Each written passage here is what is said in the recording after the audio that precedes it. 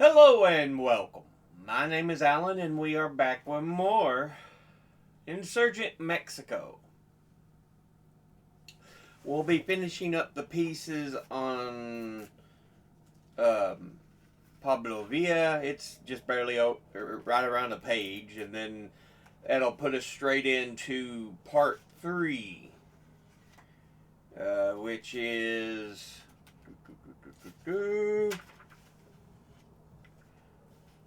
Well, Jimenez and Points West. So let's go ahead and jump into this.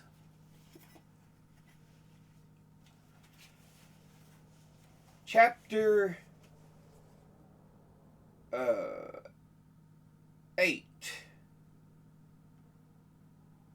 The Dream of Pancho Villa. It might not be uninteresting to know that the passionate dream, the vision which animates this ignorant fighter, not educated enough to be president of Mexico, he told it to me once in these words: when the new republic is established, there will never be any more army in Mexico. Armies are the greatest support of tyranny. There can be no dictator without an army. We will put the army to work. In all parts of the republic, we will establish military colonies composed of the veterans of the revolution. The state will give them grants of agricultural lands and establish big industrial enterprises to give them work. 3 days a week they will work and work hard, because honest work is more important than fighting, and only honest work makes good citizens. And the other 3 days they will receive military instruction and go out and teach all the people how to fight. Then, when the patria is invaded, we will just have to telephone from the palace at Mexico City, and in half a day all the Mexican people will rise from their fields and factories, fully armed, equipped, and organized to defend their children and their homes.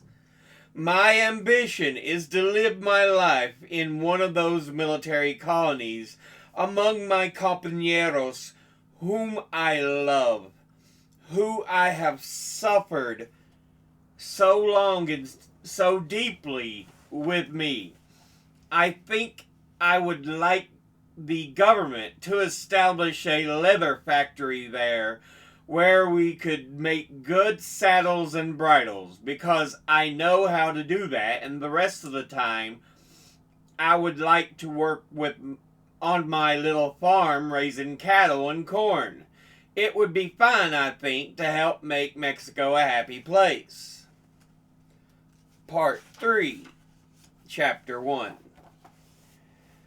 Dona Luisa's Hotel.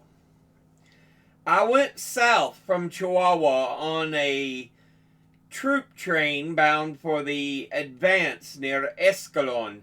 Attached to the 5 freight cars filled with horses and carrying soldiers on top was a coach in which I was allowed to ride with 200 noisy pacificos, male and female.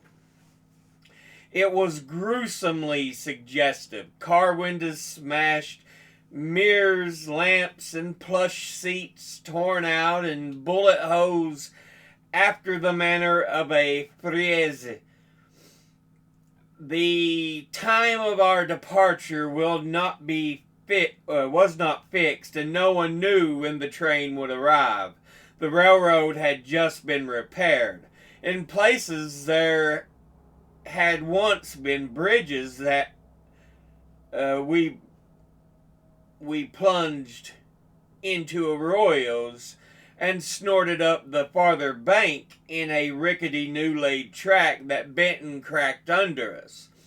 All day along the roadside was lined with immense, distorted steel rails torn up, and a chain and a backing engine by the thorough Orozco last year. There was a rumor that Castillo's bandits were planning to blow us up with dynamite sometime during the afternoon.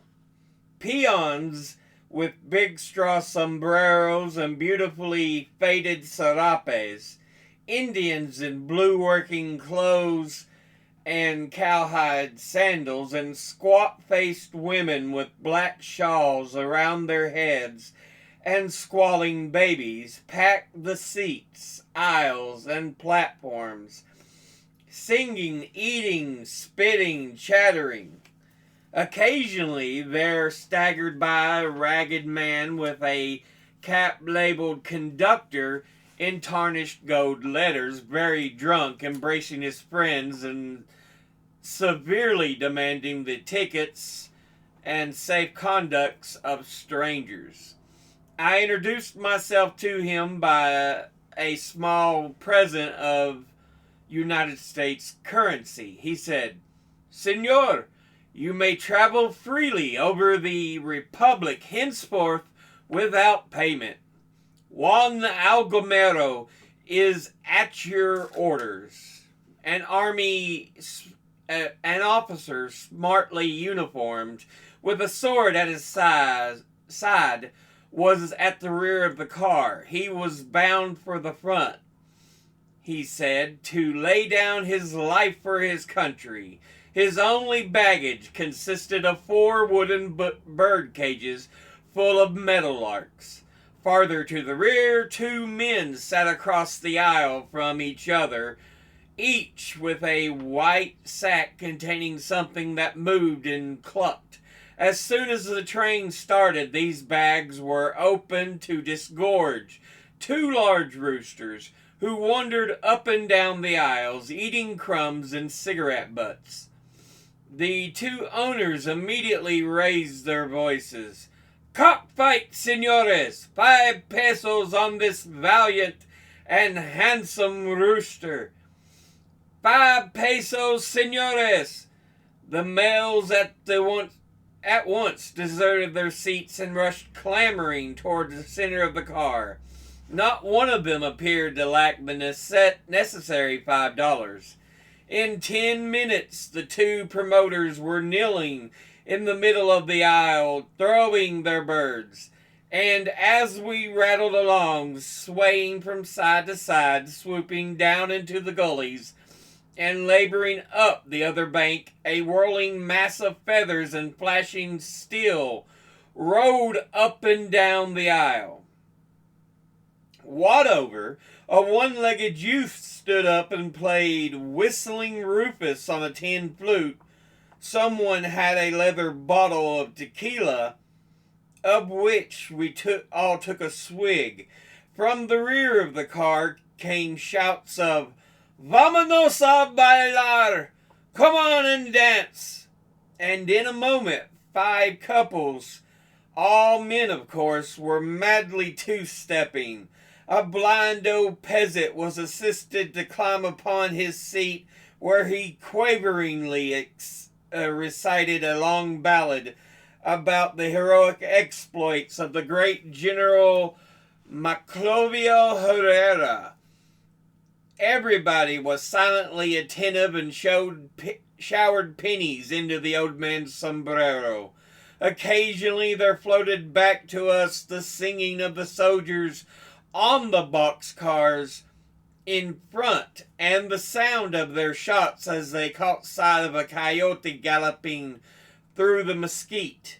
Then everybody in our car would make a rush for the windows, pulling at their revolvers, and shoot fast and furiously. All the long afternoon we ambled slowly south, the western rays of the sun burning as they struck our faces. Every hour or so we stopped at some station, shot to pieces by one army or the other during the 3 years of revolution. There the train would be besieged by vendors of cigarettes, pine nuts, bottles of milk, camotes and tamales, road in corn husks. Old women, gossiping, descended from the train, built themselves a little fire and boiled coffee. Squatting there, smoking their cornhusk cigarettes, they told one another interminable love stories. It was late in the evening when we pulled into Jimenez.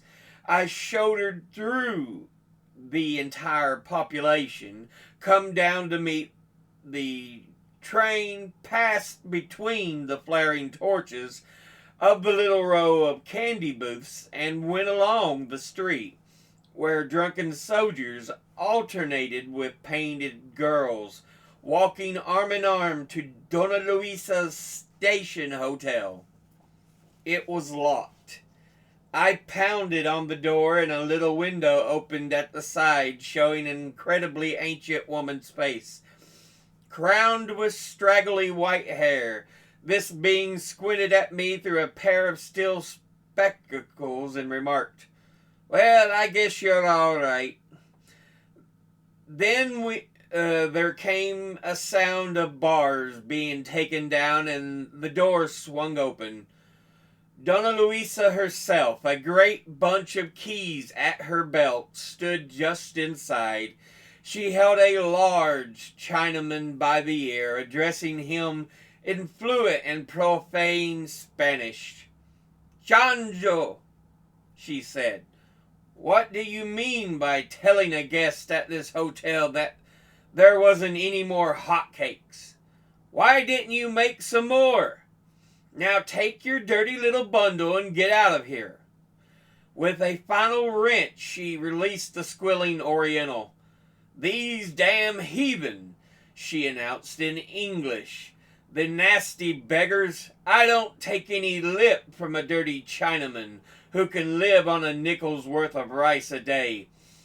Then she nodded apologetically toward the door. "There's so many damn drunken generals around today that I've got to keep the door locked. I don't want the Mexicans in here." Dona Luisa, a small, dumpy American woman more than 80 years of age, a benevolent New England grandmother sort of person. For 45 years she has been in Mexico, and 30 or more years, when her husband died, she began to keep the station hotel. War and peace make no difference to her. The American flag flies over the door, and in her house she alone is boss. When Pascual Orozco took Jimenez, his men began a drunken reign of terror in the town.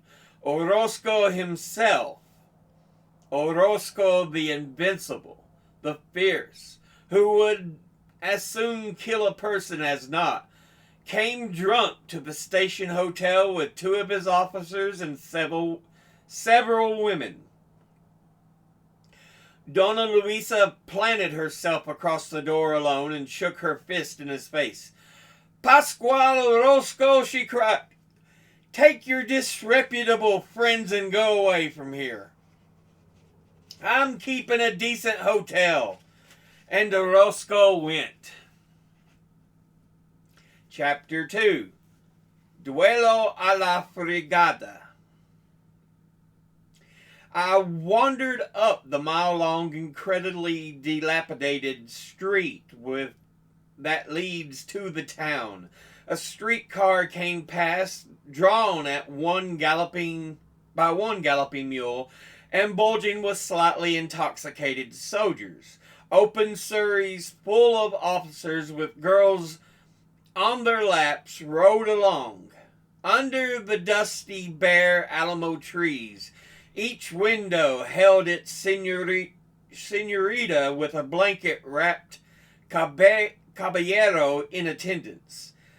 There were no lights. The night was dry and cold and full of a subtle, exotic excitement.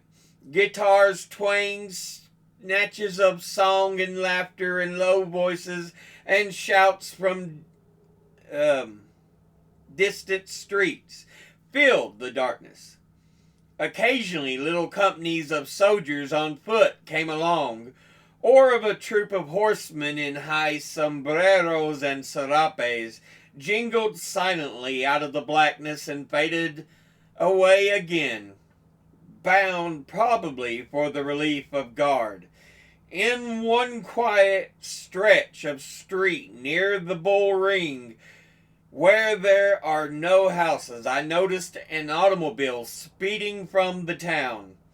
At the same time, a galloping horse came from the other direction, and just in front of me, the headlights of the machine illuminated the horse and his rider, a young officer in a Stetson hat.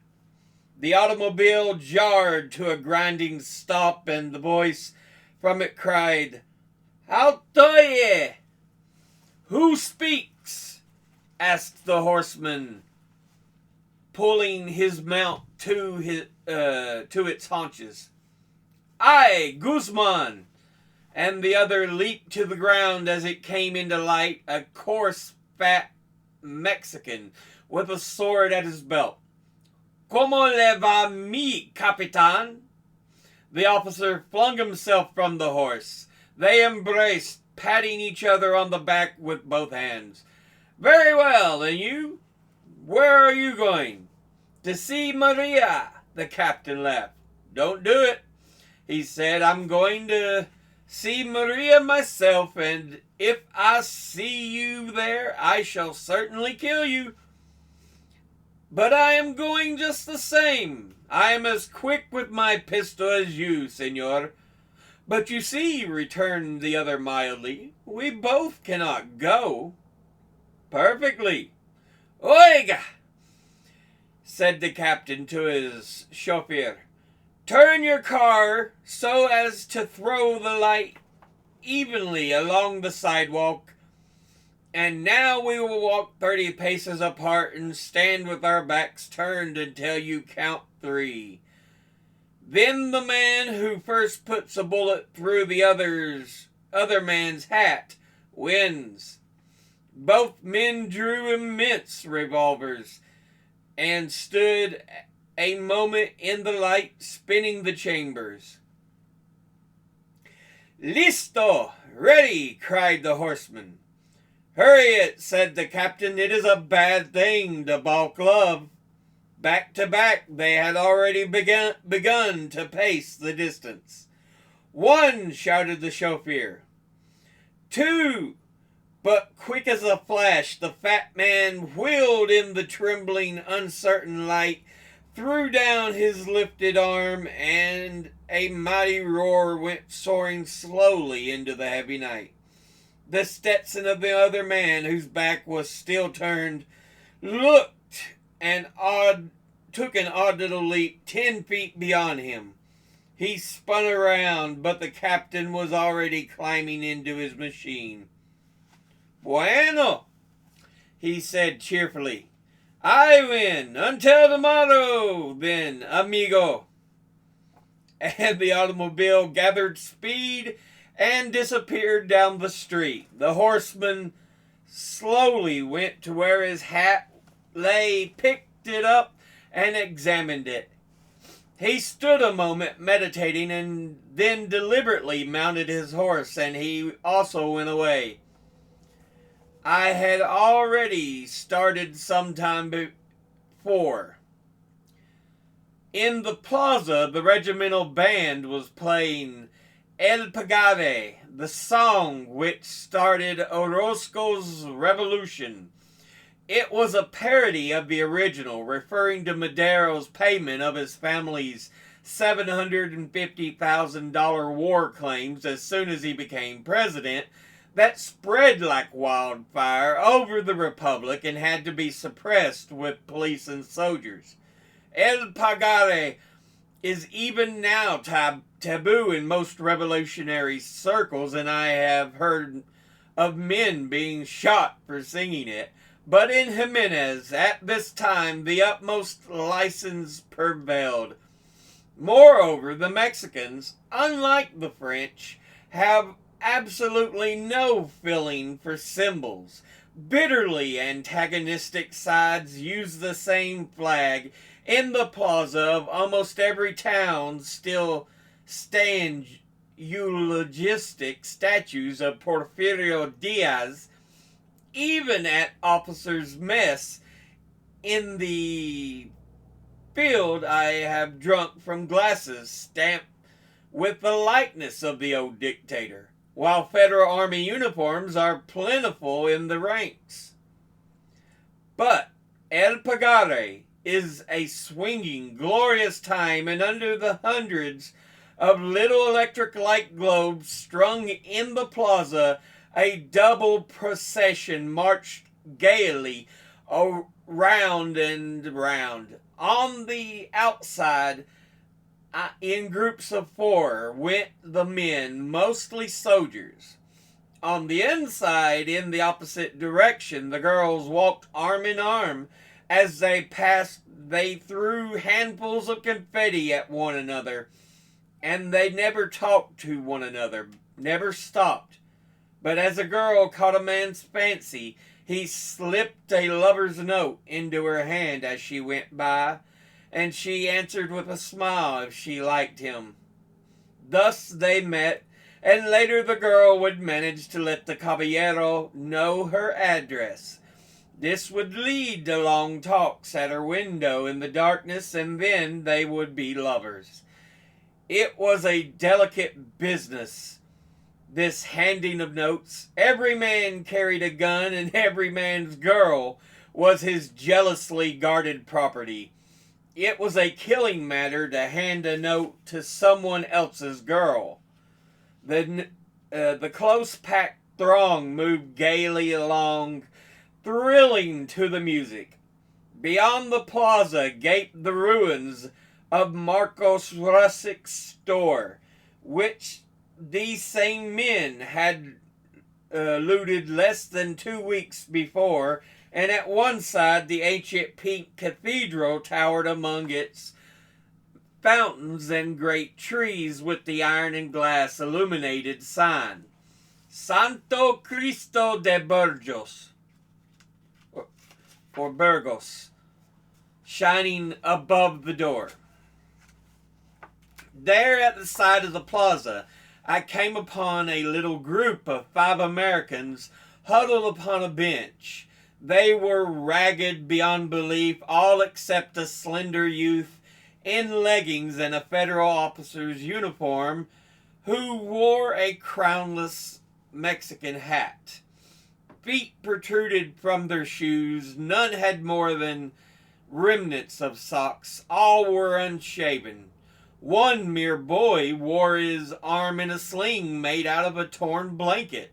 They made room for me gladly, stood up, crowded around, cried how good it was to see another American among all these damn greasers.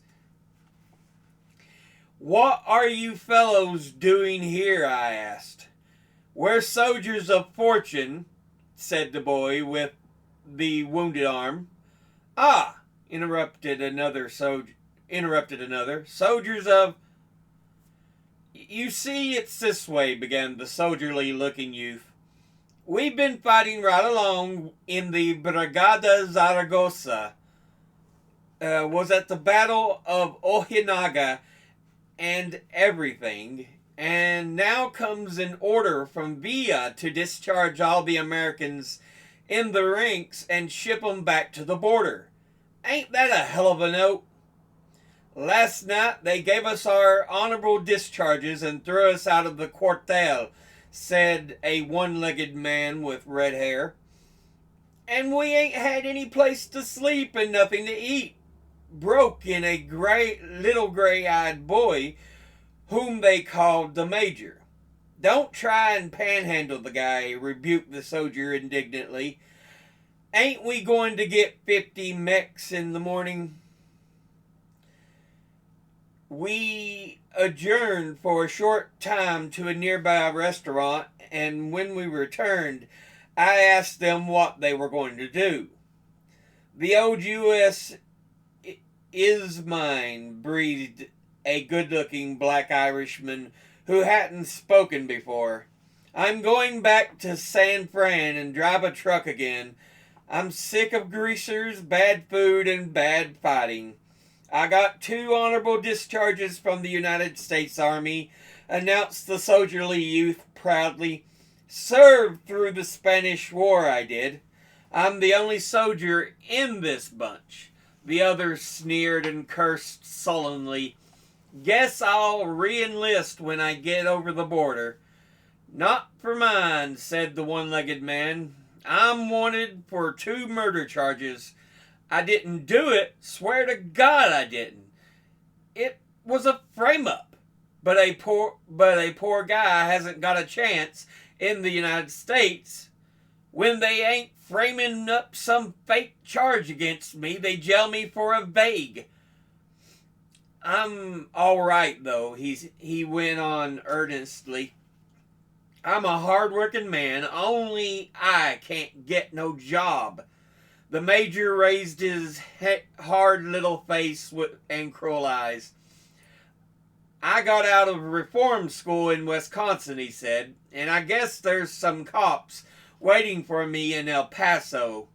I always wanted to kill somebody with a gun, and I done it at Ojinaga, and I ain't got a bellyful yet. They told us we could stay if we signed Mex citizenship papers. I guess I'll sign tomorrow morning. The hell you will, cried the others. That's a rotten thing to do. Suppose we get intervention and you have to shoot against your own people. You won't catch me signing myself away to be a greaser. That's easily fixed, said the major. When I go back to the States, I leave my name here. I'm going to stay down here till I get enough of a stake to go back to Georgia and start a child labor factory. The other boy had suddenly burst into tears. I got my arm shot through in Ojinaga, he sobbed, and now they're turning me loose without any money, and I can't work.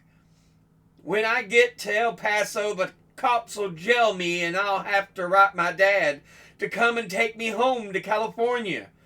I run away from there last year, he explained. Look here, Major, I advised. You'd better not stay down here if Villa wants Americans out of the ranks. Being a Mexican citizen won't help you if intervention comes. Perhaps you're right, agreed the major thoughtfully. Oh, quit your bawling, Jack. I guess I'll beat it over to Galveston and get on a South American boat. They say there's a revolution started in Peru. The soldier was about 30, the Irishman 25, and the 3 others were somewhere between 16 and 18. What did you fellows come down here for, I asked. Excitement, answered the soldier and the Irishman. The 3 boys looked at me with eager, earnest faces, drawn with the hunger and hardship. Loot, they said simultaneously. I cast an eye at their dilapidated garments, at the throngs of tattered volunteers parading around the plaza who hadn't been paid for 3 months, and restrained a violent impulse to shout with mirth. Soon I left them hard, cold misfits in a passionate country, despising the cause for which they were fighting, sneering at the gaiety of the irrepressible Mexicans. And as I went away, I said, by the way, what company did you fellows belong to? What did you call yourselves? The red-haired youth answered, the Foreign Legion, he said. I want to say right here that I saw few soldiers of fortune except one, and he was a dry-as-dust scientist studying the action of high explosives and field guns, who would not have been tramps in their own country. It was late night when I finally got back to the hotel. Donna Luisa went ahead to see to my room, and I stopped a moment In the bar, 2 or 3 soldiers, evidently officers, were drinking there. One pretty far gone. He was a pockmarked man with a trace of black mustache. His eyes couldn't seem to focus, but when he saw me, he began to sing a pleasant little song. Yo tengo un pistole con mango de marfil para matar todos los gringos que vienen por ferrocarril. I have a pistol with a marble handle with which to kill all the Americans who come by railroad. I thought it diplomatic to leave because you can never tell what a Mexican will do when he's drunk. His temperament is much too complicated. Dona Luisa was in my room when I got there. With a mysterious finger to her lips, she shut the door and produced from beneath her skirt a last year's copy of the Saturday Evening Post in an incredible state of dissolution. I got it out of the safe for you, she said.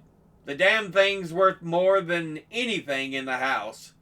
I've been offered $15 for it by Americans going out of the mines. You see, we haven't had any American magazines in a year now. But that ends this episode as we end chapter 2 of part 3. So yeah, only some mild racism involved in that. It's not as bad as some words that can be used, but still, yeah, you can see.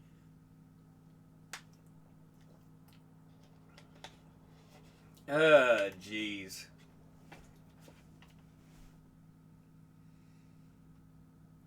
But yeah.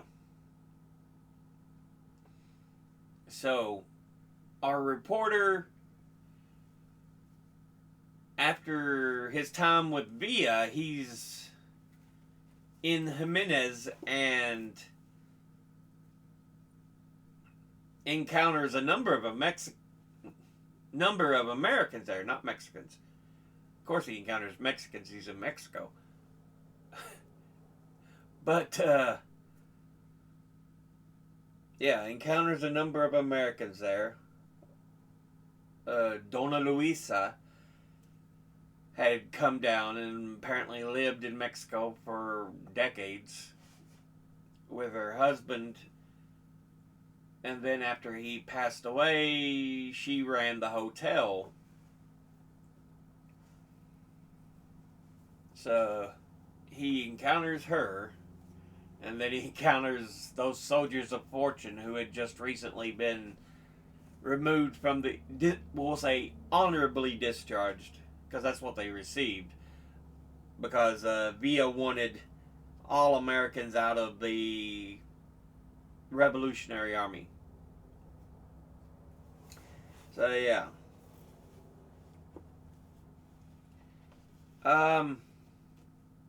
But yeah, we see more of the daily life. And remember, this is still in the 1910s. So, women are still more or less subservient. They are treated as human at least, but it's that, she's mine. I will kill you.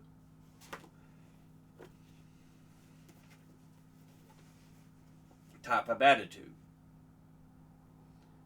So, yeah. Some of the mating customs and stuff. Oh. So, yeah. We get an interesting look in Jimenez of all this going on. And I thought the singing of the song about Madero was pretty interesting. You have Madero. Apparently, after becoming president of Mexico, pays off his family's huge debt right away. And it's like, sir, why didn't you do things for the people instead of for yourself and your loved ones?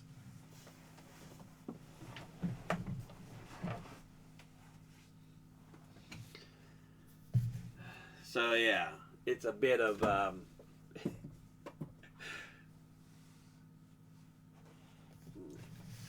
forget what the word's called, but more or less just I do things for me and my family. I don't know what you're talking about. Yeah, but as always, educate thyself. Think, read, study, learn. Someone tells you something you have trouble believing, ask them to cite their sources. Thank you all for watching. I'll see you all in the next one. Until then, later.